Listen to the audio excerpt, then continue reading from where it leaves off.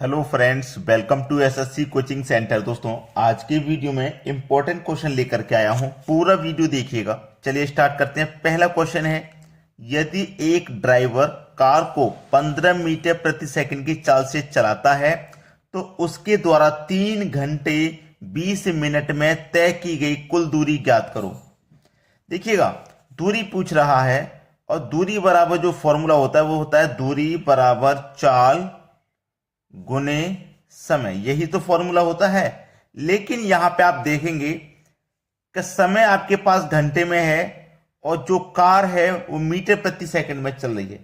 ठीक है, तो ये यूनिट सेम नहीं है। यूनिट को हम सेम बनाएंगे। पहले तो मैं आपको बता देता हूं कि अगर आप किलोमीटर से यूनिट को मीटर में चेंज करते हैं, किलोमीटर से मीटर में चेंज करते हैं तो 5/18 से मल्टीप्लाई करते हैं। अगर मीटर से किलोमीटर में चेंज करते हैं तो 18/5 से मल्टीप्लाई करते हैं। ठीक है, अब यहां पे आप करोगे आसानी से आ जाएगा। चाल आपके पास कितनी है? चाल है आपके पास 15 मीटर प्रति सेकंड। 15 मीटर प्रति सेकंड चाल है। अब मीटर से आप किलोमीटर में चेंज करोगे, आंसर भी किलोमीटर में ही पूछ रहा है, तो मीटर से किलोमीटर में चेंज करोगे तो 18/5 से मल्टीप्लाई करोगे। 18/5 से मल्टीप्लाई कर दोगे तो 5 से कटाऊंगा इसको 3 बार में और 18 त्रिक का हो जाएगा 54। 54 किलोमीटर प्रति घंटा आपकी चाल हो गई। ये चाल को हमने मीटर प्रति सेकंड से किलोमीटर प्रति घंटे में चेंज कर लिया। अब देखिए, दूरी पूछ रहा था ना, तो दूरी बराबर चाल गुने समय फॉर्मूला होता है, चाल गुने समय। अब देखिए, चाल हमारे पास कितनी है? 54 की है। ठीक है, 54 की है इंटू समय हमारे पास कितना है? समय है हमारे पास 3 घंटे 20 मिनट का। 3 घंटे 20 मिनट का हमारे पास समय है। अब 3 घंटे 20 मिनट का मतलब क्या? देखो, 3 लिखेंगे प्लस 20 मिनट क्या है? 1 घंटे में से तीसरा हिस्सा, क्योंकि 60 मिनट होते हैं ना, 60 मिनट। अब 20 मिनट, फिर 20 मिनट, फिर 20 मिनट, 20-20 मिनट करके आपके 3 बार में 60 मिनट बनते हैं।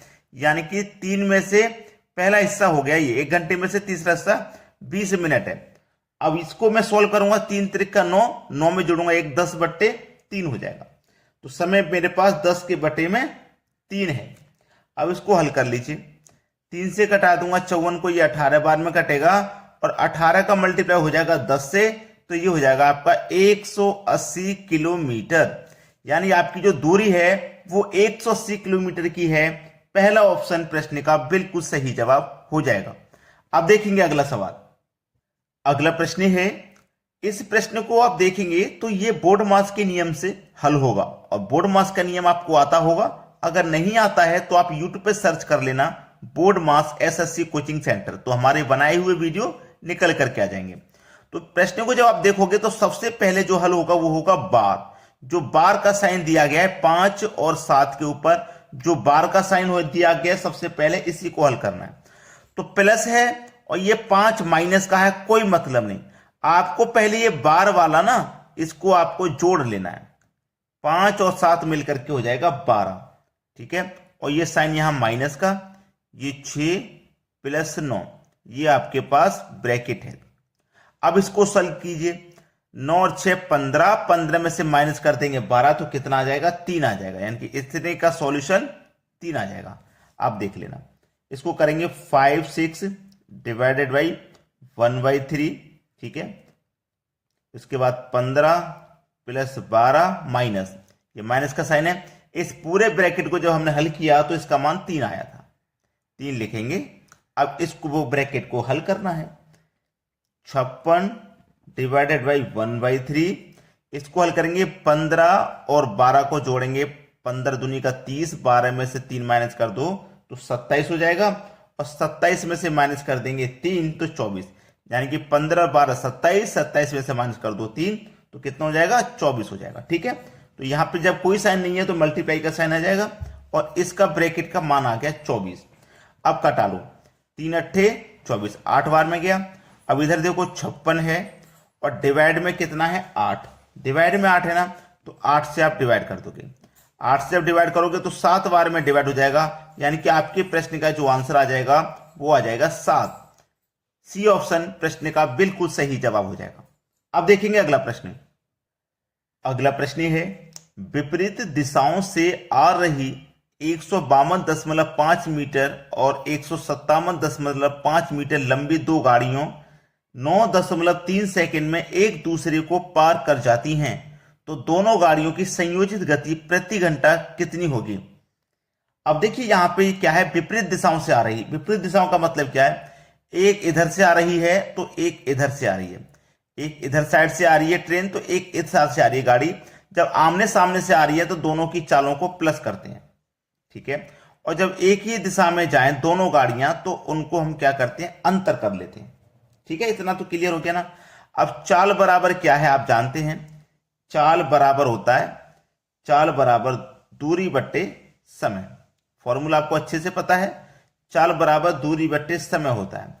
अब देखिए दूरी कितनी है, दूरी कितनी है, 152 ये हो गया और 157 ये हो गया।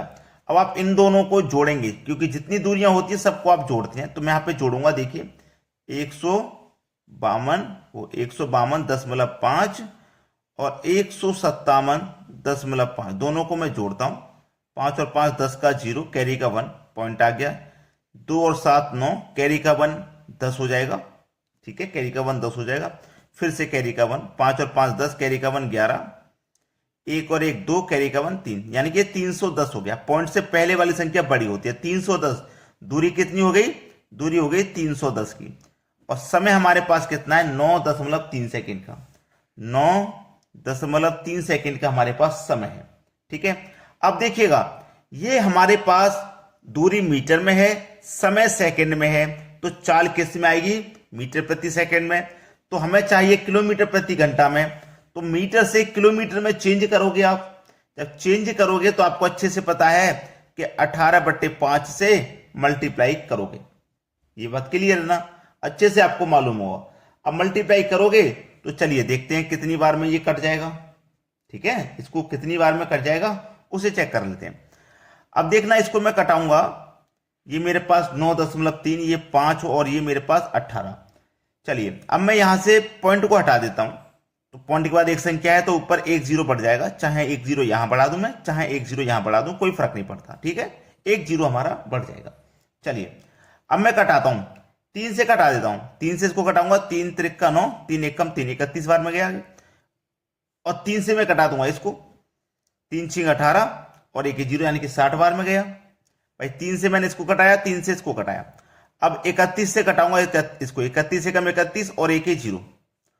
5 से कटाऊंगा 60 को 12 बार में, 12 का 10 से मल्टीप्लाई कर दो, 120 हो जाएगा, यानी कि 120 किलोमीटर प्रति घंटा। चाल कितनी निकल के आएगी, 120 किलोमीटर प्रति घंटा।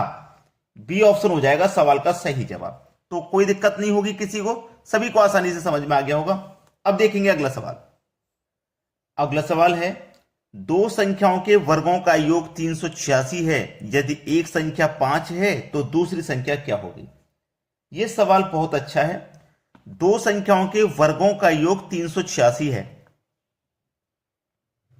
386 है, दो संख्या के वर्ग का योग है ये, जिसमें से एक संख्या 5 है, एक संख्या 5 है।